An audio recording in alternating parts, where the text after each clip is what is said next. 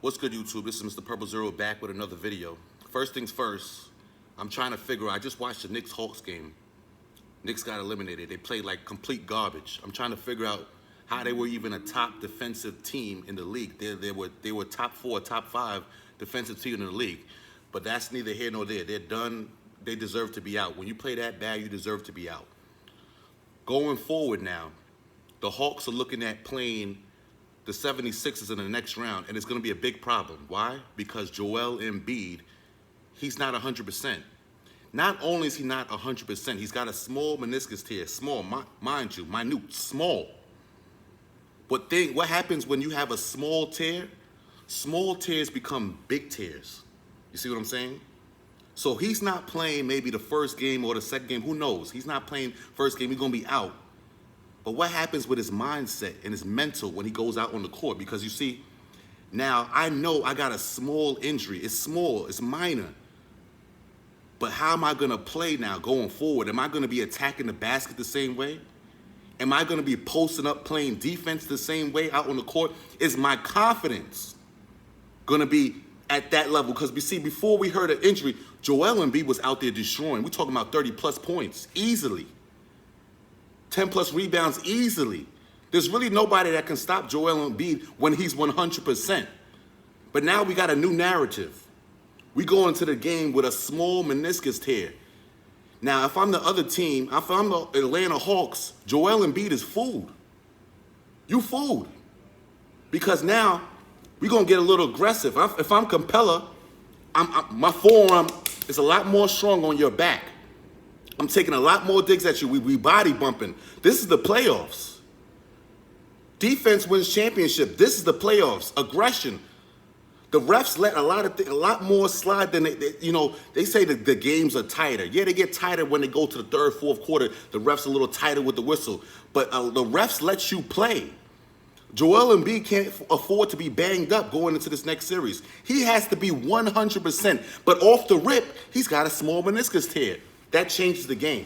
It's a game changer. The way the Hawks played, you see, that's why it's a little deceptive to me. I got to see how the Hawks play in this series against Philly, because the Knicks were a so-called elite defensive team, but all I seen was Trae Young come around in the middle of the paint, get his floater off easily, that part, and I seen Clint Capella live up to what he said. The Knicks are soft, and he did nothing but get his little putbacks, little drop-ins easily. So I'm not too sure if the Hawks are really like that, or the Knicks defense was just terrible and complete garbage. Because that's what they play like, complete garbage. But the Philadelphia 76ers are in big trouble. Embiid's their best player. That's not up for debate. He's already been an MVP candidate this season. Had he not missed so much games, he probably would have got it, no question. They might have to give it to Jokic now, but obviously we know the real MVP for this season was Joel Embiid. Unstoppable. Easily unstoppable. But now you go into the next series. Steph Curry had a good game tonight, 30 points. You go into the next series with a Ben Simmons who's not aggressive like that to be a scorer. He's a facilitator, a defensive player. He can get a little bit of buckets, but he's not aggressive like that to really go all out.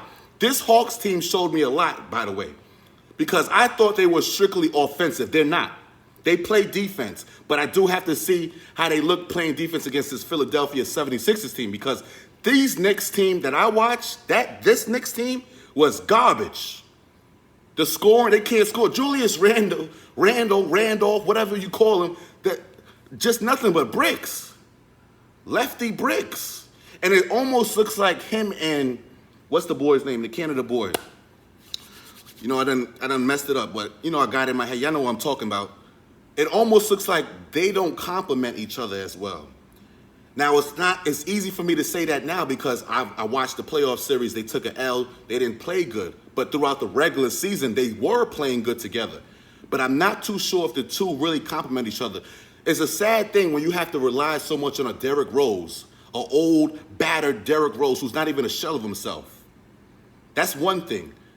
You got Alec Burks coming off the bench, who's been playing good, but he's a 2015 player. A lot of kids today don't even know who Alec Burks is. He's been around. The problem is he's always been hurt. I don't think he's ever completed a full 82-game or 72-game season. Alec Burks has been around for years. I used him in 2015 2K going in with Alec Burks. Mid-range, little handle. And now he's resurfaced in 2020, 2021. What can you expect from Alec Burks? You see, the Knicks got a lot of pieces, but they got a lot of work to do. But this is about the Philadelphia 76ers and Joel Embiid. Joel Embiid, if he can't go, it's a wrap for them. A lot of people out here talking about, oh, Philly's going to win this. They got without Joel Embiid or not. This Hawks team is deadly. If they play the way that they played against the Knicks, where Trae Young could just come into the paint, get off his floaters, hit off Capella with little lobs and and Bogdanovich with the ratchet, because it's not even, Bogdanovich was out there shooting ice cold. This Hawks team is a problem, and the Philadelphia 76ers are going to be in trouble if Joel Embiid can't go. Because even for me, even him missing one game is a problem. 2 games, big problem. So I don't know if he's going to go out there, because off the rip, he got a meniscus. He's torn his meniscus. So when he goes out there, I don't know if you're going to get that same aggressive, dynamic Joel Embiid. I can't say that. That's not in stone. It's not on record. It's not on record. So what they got to do is figure out where's the scoring going to come from. Because you beat down on the Wizards. That's cool. That was easy. That was easy. This Hawks team is a problem. Big time.